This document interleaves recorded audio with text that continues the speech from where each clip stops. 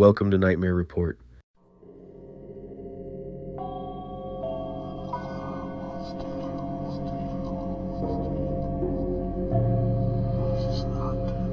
Story number 1. It started like any normal night.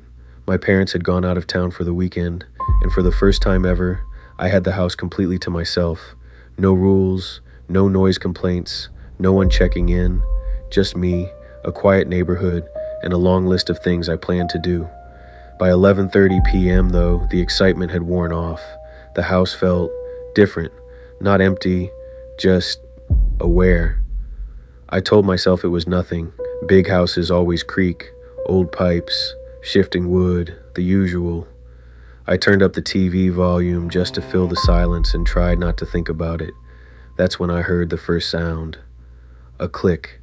It came from downstairs. I muted the TV. Nothing, just silence again. I sat there for a minute, listening. My heart was beating faster than it should have been. I told myself it was probably the fridge or the heater kicking on. Still, it didn't sound like that. It sounded like a door. I grabbed my phone and turned on the flashlight, stepping into the hallway. The house was pitch black except for the weak beam of light in my hand. "Hello?" I called out. No answer. I slowly made my way down the stairs. Each step creaked louder than usual, like the house was announcing exactly where I was. When I reached the bottom, I checked the front door. Locked, deadbolt in place. I checked the back door. Also locked. I stood there for a second, letting out a breath I didn't realize I was holding. "See? Nothing," I muttered to myself. I turned to go back upstairs. Click. This time, it was right behind me. I froze. The sound came from the back door. Slowly, I turned around. The deadbolt was unlocked. I stared at it. I knew I had just checked it. I knew it was locked. "Okay," I whispered, trying to stay calm. Maybe I didn't turn it all the way. I stepped forward and locked it again, making sure to twist it as far as it would go. Then I did something I hadn't done before. I pulled on the door to test it. It didn't budge. Locked. Good. I backed away, my chest tight now, and headed upstairs faster than before. I shut my bedroom door and locked it. That's when my phone buzzed. A text from my mom. "Did you invite someone over?" My stomach dropped. I typed back immediately. "No. Why?" The response came almost instantly. "We just got a notification. The back door was unlocked." I stared at the message, my hand starting to shake. I typed again. I locked it, twice. 3 dots appeared, then disappeared, then appeared again. Finally, "Call the police. Now." Right then, I heard it. Footsteps, downstairs, slow, heavy, deliberate. Not like the house settling, like someone walking. I didn't think. I just dialed 911. My voice came out shaky as I explained what was happening. The operator told me to stay in my room, stay quiet, and that officers were on the way. The footsteps continued. One step, then another, then another. Each one getting closer to the stairs. I backed into the corner of my room, staring at the door like it might explode open any second. The steps reached the bottom of the stairs.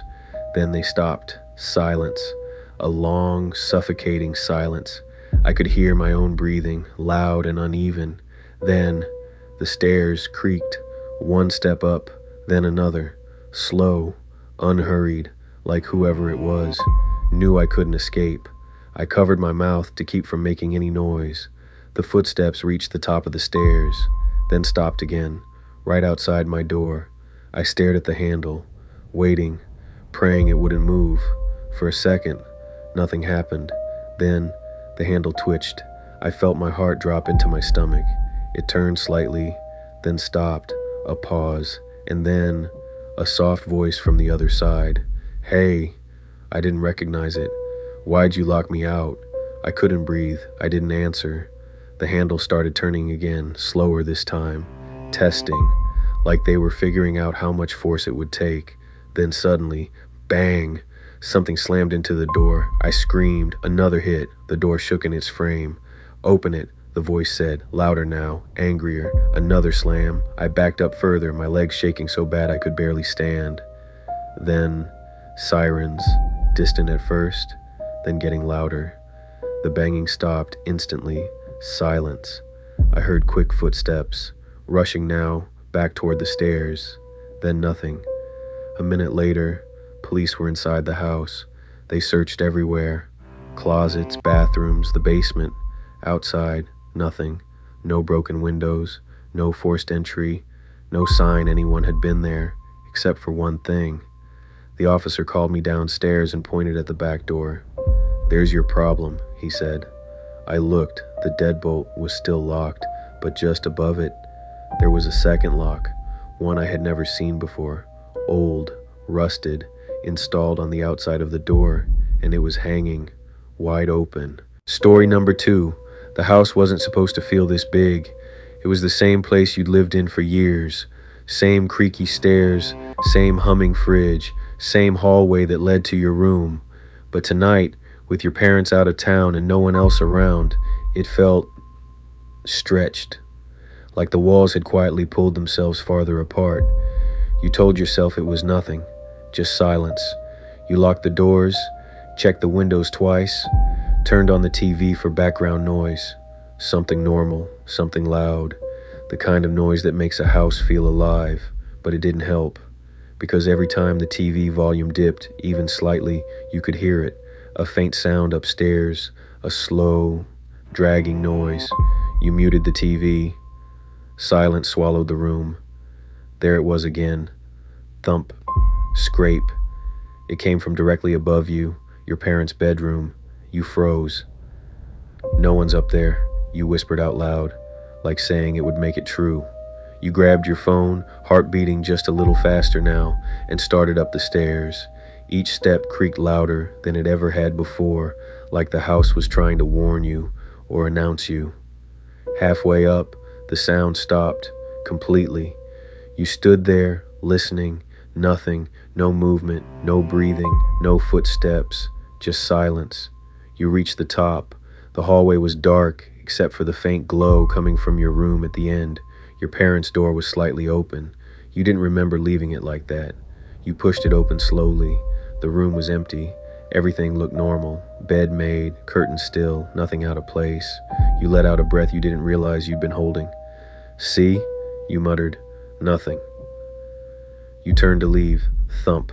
Right behind you. You spun around. Nothing. But now, the closet door was open. You were sure it had been closed. You stared at it, your chest tightening. Hello? You called out, immediately regretting it. No answer. Just that same suffocating silence.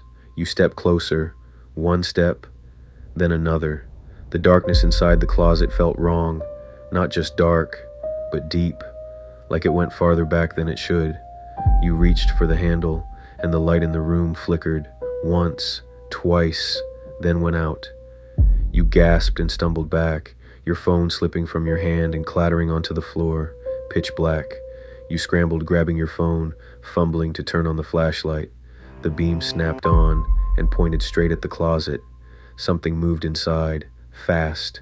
You sucked in a sharp breath, the light shaking in your hand. Okay, it's just your eyes, you whispered. But then, a shape slowly leaned forward from the darkness. Too tall, too thin, its head tilted at an unnatural angle, like it was studying you. And then it smiled. Not wide, not dramatic, just enough to show it knew you were there.